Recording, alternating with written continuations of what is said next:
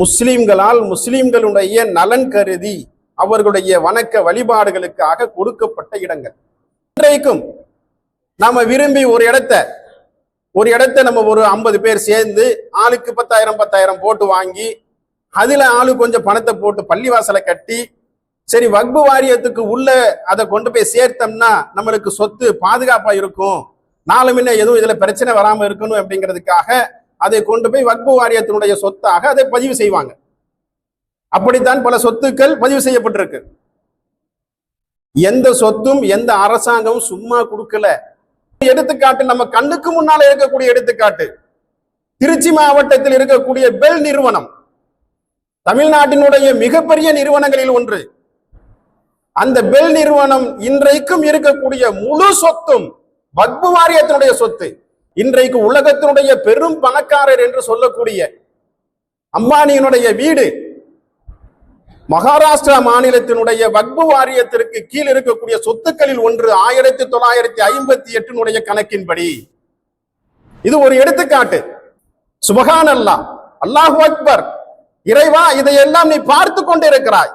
இந்த சமூகத்தையும் இந்த இந்திய தேசிய மக்களையும் தமிழ்நாட்டினுடைய மக்களையும் இந்த அளவிற்கு சிறுபான்மை மக்களுடைய சொத்துக்களை கபலீகரம் செய்து கொண்டிருக்கக்கூடிய இந்த அரசாங்கங்களும் இந்த அதிகாரிகளும் இந்த அரசியல்வாதிகளும் இந்த மக்களும் உன்னுடைய காலடியிலே நாங்கள் சமர்ப்பிக்கிறோம், உன்னுடைய அரசியலை நாங்கள் சமர்ப்பிக்கிறோம். அவர்கள் அனைவருக்கும் உண்டான கூலியை தண்டனையை உன்னிடத்தில் நாங்கள் சன்னதியிலே வைக்கிறோம், உன்னுடைய அரசியலை காலடியிலே வைக்கிறோம். சுதந்திர இந்தியாவை வழிநடத்தியவர்கள் முஸ்லிம் இமாம்கள்.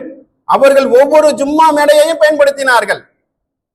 ஒவ்வொரு வீட்டு வாசலிலும் பக்கீர்களை போல வேஷமடைந்து கொண்டு பிச்சை எடுப்பவர்கள் அல்ல, அவர்கள் பணக்காரர்கள். அவர்களுக்கு எந்த விதத்தில் எந்த விதமான குறையும் இல்லை.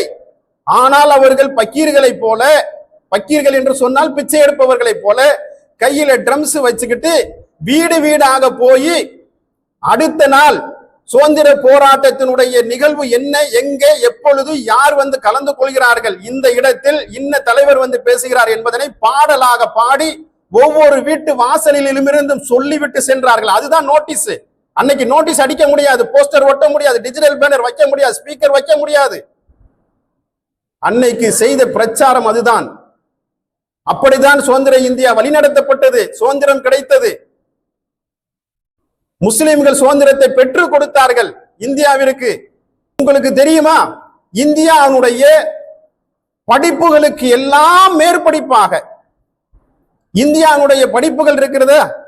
கல்லூரி படிப்பு, பள்ளிக்கூட படிப்பு, கல்லூரி படிப்பு, கல்லூரியினுடைய மேல் படிப்பு, பிஜி படிப்பு, MBBS, டாக்டர், இன்ஜினியர் என்று சொல்லக்கூடிய எல்லா படிப்புகளுக்கு மேலாக IAS, IPS, அதற்கும் மேலாக இருக்கக்கூடிய படிப்பு என்ன தெரியுமா? IIT, IIM. அந்த IIT, IIM படித்தவர்கள் தான் இந்தியாவை வழிநடத்தி கொண்டிருக்கிறார்கள். நாம நினைச்சுக்கிட்டு இருக்கிறோம் அரசியல்வாதிகள் நடத்திக்கிட்டு இருக்கிறான். இல்ல, இன்றைக்கு இந்தியாவுடைய இந்திய தூதர்களாக சுகபோகமாக இந்திய தூதர்களாக கொடி கட்டி பறந்து கொண்டிருக்கக்கூடிய சுகபோக வாழ்க்கை அனுபவித்துக் கொண்டு போபவர்கள் யார் தெரியுமா? இந்த IIT, IIM படித்தவர்கள் தான். இந்தியாவுடைய அனைத்து அமைச்சர்களுடைய ரைட் ஹேண்டா இருக்கக்கூடியவர்கள் யார் தெரியுமா? இந்த IIT, IIM படித்தவர்கள் தான். இந்த IIT, IIM படிச்சு எத்தனை முஸ்லிம்கள் இன்றைக்கு வெளிநாட்டில் இந்திய தூதர்களாக இருக்கிறாங்க, சுகபோக வாழ்க்கை அனுபவித்துக் கொண்டு இருக்கிறாங்க. இந்திய அமைச்சர்களுடைய ரைட் ஹேண்டா எத்தனை பேர் இருக்கிறாங்க? இதை ஏன் நான் சொல்றேன் தெரியுமா? படிச்சவன் போறான், பதில் வரும். படிச்சவன் போறான். இந்த படிப்பை இந்தியாவிற்கு அறிமுகப்படுத்தி கொடுத்தவர் யார் தெரியுமா? தமிழ்நாட்டில் ஈவினிங் காலேஜை கொண்டு வந்தவர் யாரு? காமராஜர். தமிழக மக்கள் இடஒதுக்கீடு சம்பந்தமாகவும் உணவு கல்வி சாலையில உணவு போடுறாங்களே அது சம்பந்தமாகவும் ஈவினிங் காலேஜில் இடத்தை அதிகரித்து கொடுத்ததனுடைய நன்றியை காமராஜருக்கு இந்த தமிழக மக்கள் காலம் காலமாக நன்றி கடன் பட்டிருக்கிறார்கள். அதே போல இந்த IIT, IIM படிப்பை இந்தியாவிற்கு அறிமுகப்படுத்தி கொடுத்தவர் யார் தெரியுமா? அன்றைக்கு காங்கிரஸ் கட்சியினுடைய தலைவராக இருந்தவர் அப்துல் கலாம் ஆசாத். அதற்காகவாவது ஒரு நன்றி கடனுக்காகவாவது அந்த படிப்புல ஒரு 5% முஸ்லிம்களுக்கு இடஒதுக்கீட்டாக கொடுத்திருக்கலாம் இல்லையா? இந்திய சமூகம், இந்தியாவை ஆட்சி செய்தவர்கள் முன்னாலும் சரி இப்பொழுதும் சரி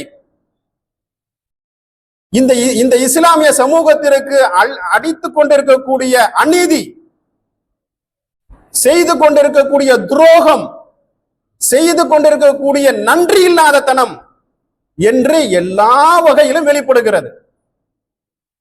அதை இவர்கள் அவர்கள் என்று நான் பிரித்து சொல்ல எந்த விதத்திலும் இல்லை.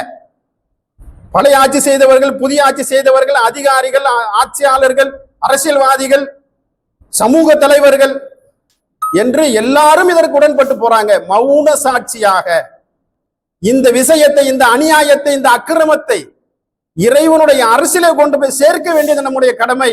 என்னுடைய கடமையை நான் இந்த ஜும்மாவுடைய குத்பா மேடையில் இருந்து நிறைவேற்றி விட்டேன். உங்களுடைய கடமையை நீங்கள் தொழும் பொழுது சஜிதாவிலே கேளுங்கள். நபிகள் நாயகம் ஸல்லல்லாஹு அலைஹி வஸல்லம் அவர்களுடைய ஒரு வாக்கை, ஒரு துஆவை, ஒரு எச்சரிக்கையை மட்டும் கூறி நிறைவு செய்கிறேன்.